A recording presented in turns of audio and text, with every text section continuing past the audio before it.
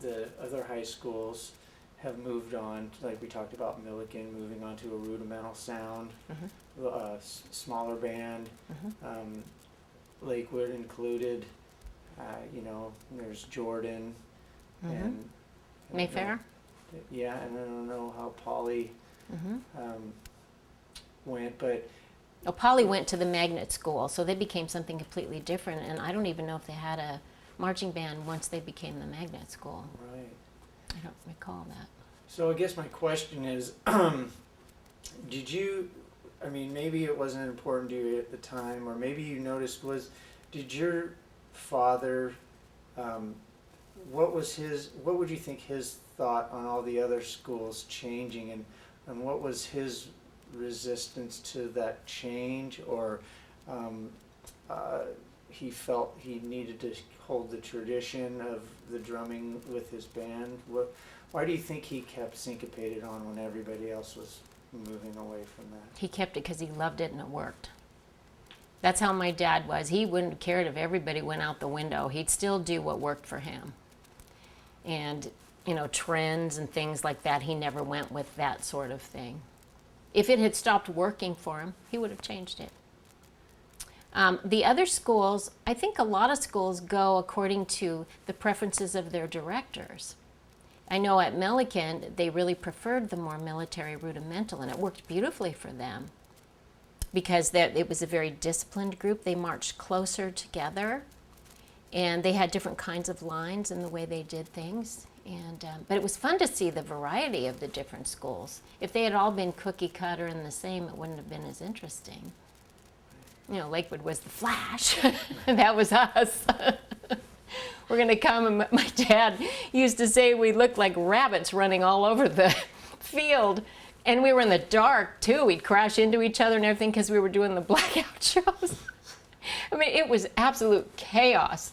And then we'd finally find our way into the next formation. Somehow we'd get there, and sometimes half of the formations weren't formed because the kids didn't get there in time.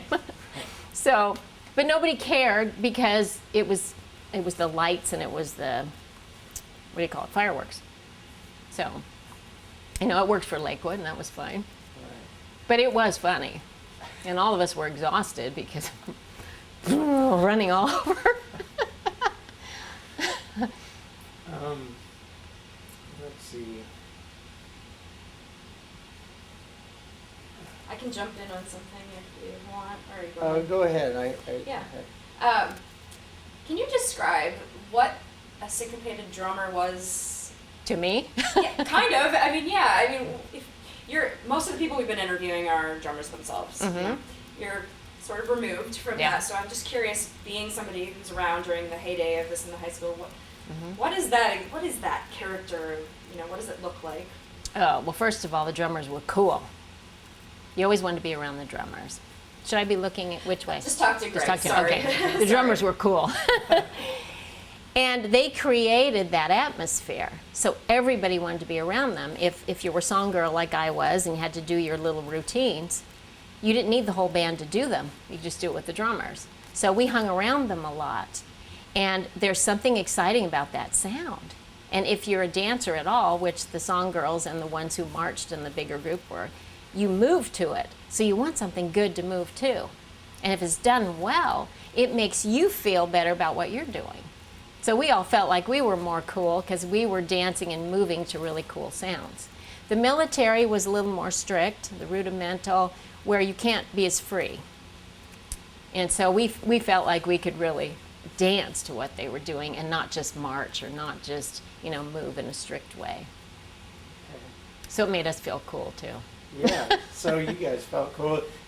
What about your dad? Was there anything you might have heard your dad mention about the reputation preceding these guys, or were they problematic, or was? Of course. It's like drummers, He'd come home and he'd talk about them all the time. He loved them, but they were always wild. He always had to calm them down. He'd always say, like, okay, bring it down, bring it down. You guys, especially when they come out of practicing in those circles, they were like wired.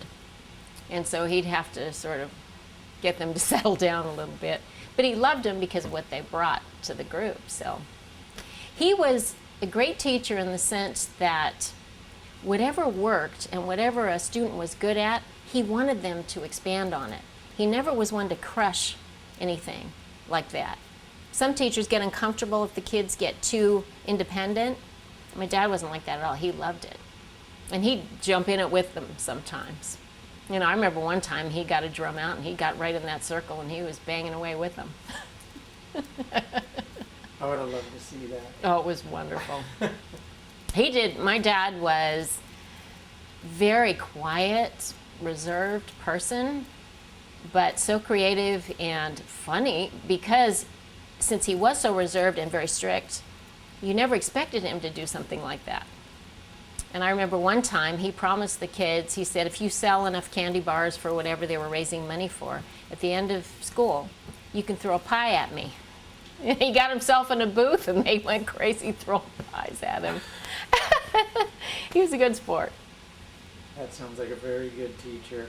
Oh, he was great. I just loved him. As a dad and as a teacher. I had something and I forgot. Oh, there was a tradition over at Wilson, and you've probably known about this. It's the serenades. I'm not sure.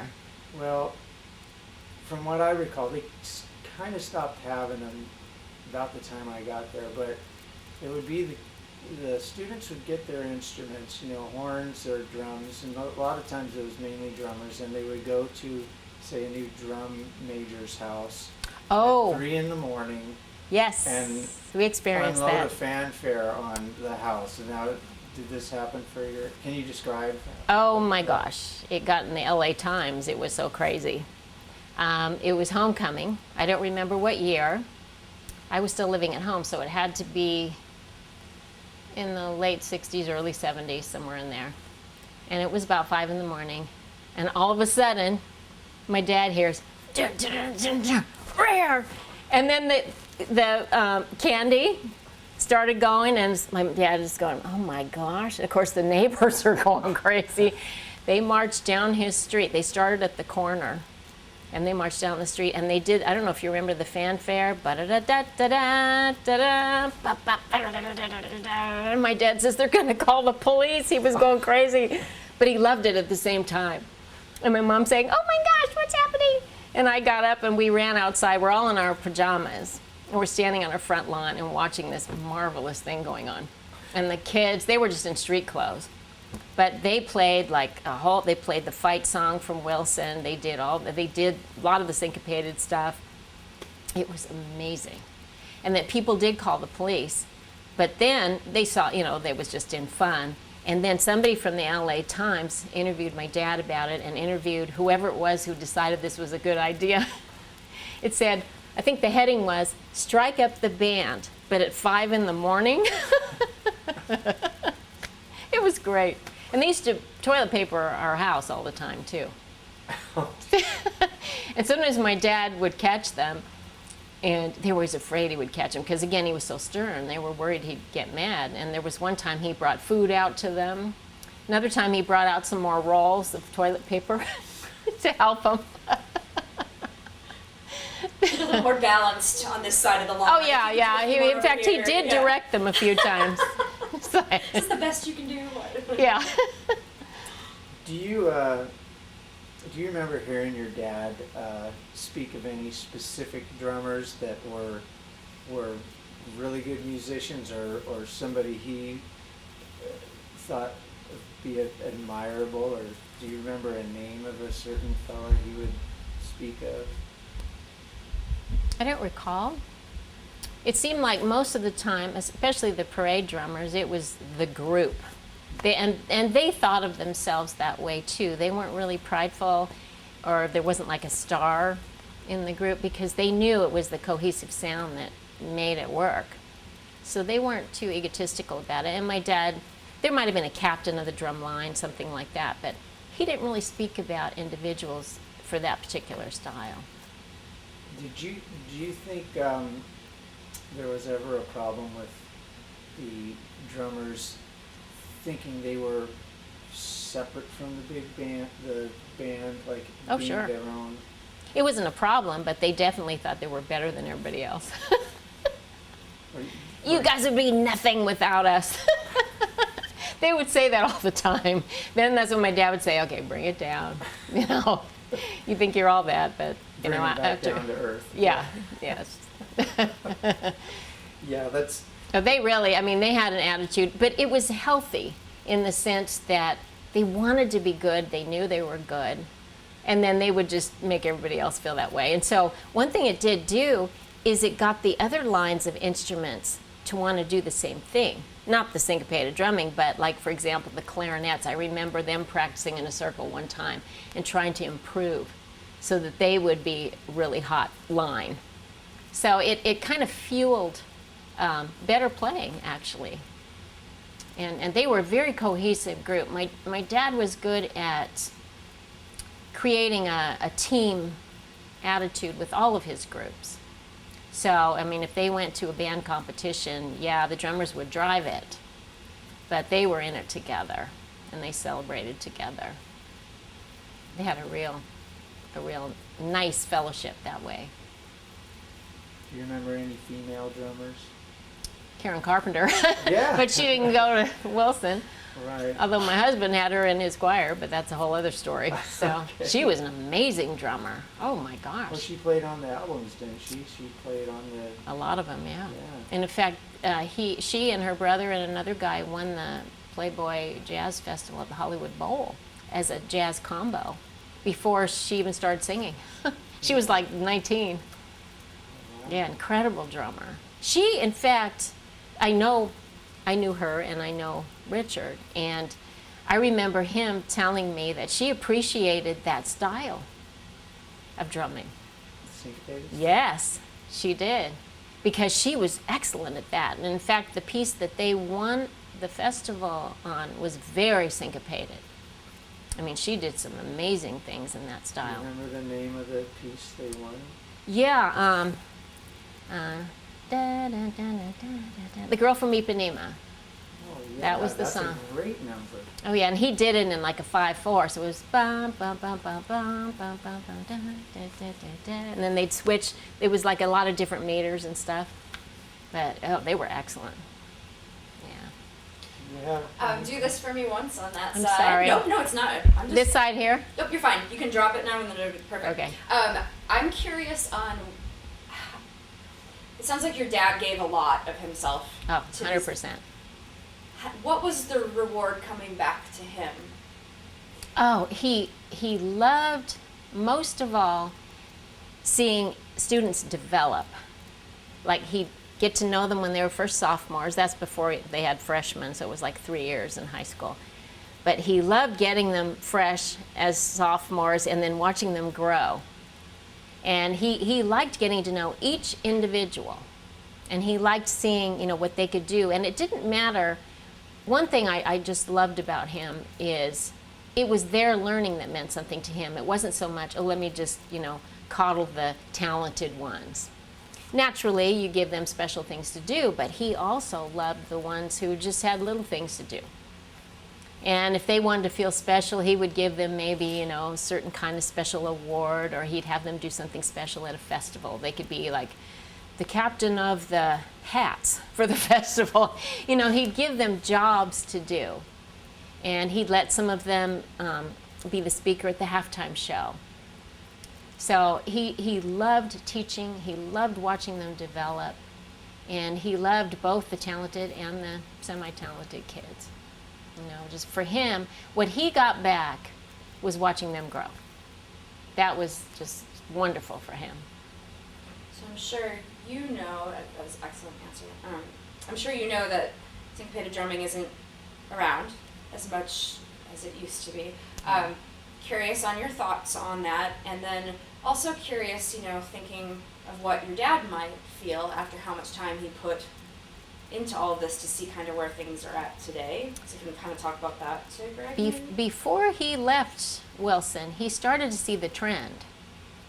And I remember him saying, every year it gets harder to achieve where we were the year before because the students aren't as focused. A lot of students were starting to come from broken homes. When he first started teaching there, a lot of the kids could afford private lessons. And with broken homes, that's a lot harder.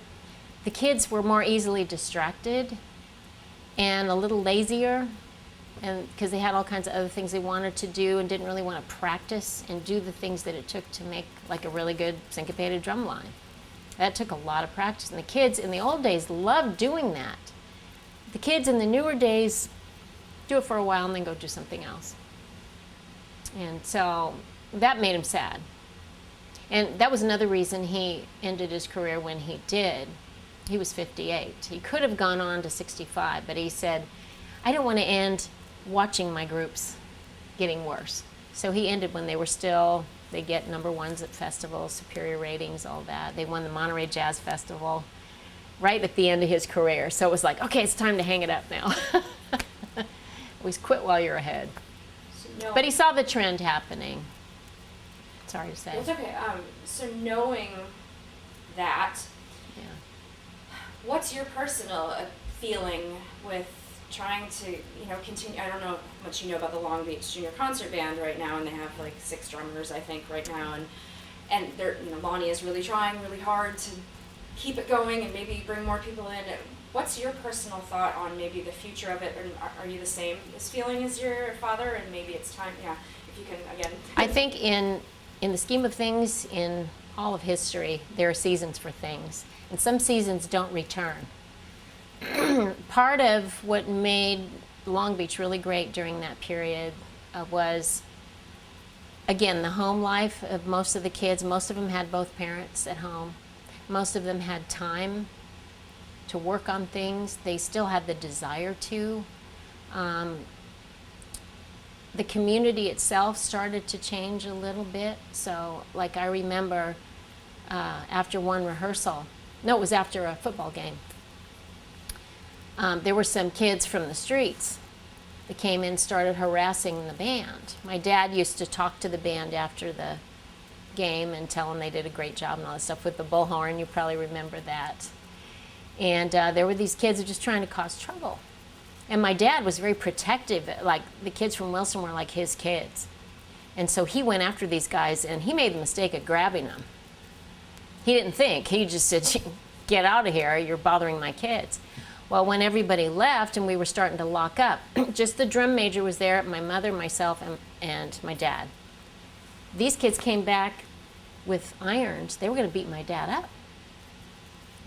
And the drum major, he was a big guy, and he told my mom and my dad and me, he said, get in the car, I can handle this.